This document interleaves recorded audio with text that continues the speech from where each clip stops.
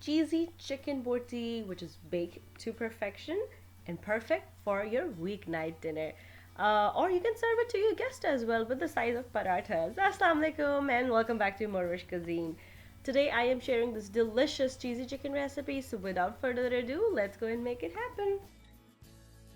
So let's start the recipe with Bismillah. First in a bowl I added all the cheeses. I have shredded mozzarella, cheddar and cream cheese. If you want to make it more healthier, use low fat cheese and skip the cheddar. Add an egg with cornstarch, seasoning with some salt, black pepper powder, crushed red pepper, adding ginger and garlic, some vinegar and chopped cilantro and green chilies.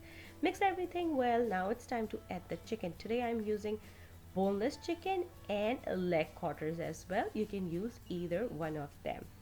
And now cover and let it marinate for 4 to 6 hours or overnight is preferred. Today, since I'm baking, I already lined a cookie sheet with foil, spray some oil and put a grill pan on top of it. And if you are using boneless chicken, we need to use a skewer. If you're using wooden skewer, just soak the skewer for 30 to 40 minutes so it won't get burned in the oven, and start threading your chicken pieces. But if you are using whole chicken pieces, just place those pieces on top of the baking pan which we just prepared, spray some oil on top and make sure you add the remaining marination, the cheesy mixture on top of it.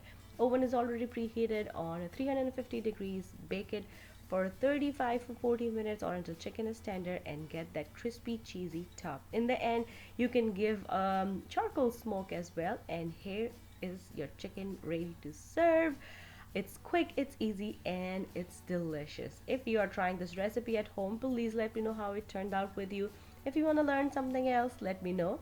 Leave me a comment down below and I will try my best to make it happen for you guys. Once again, thank you so much for watching.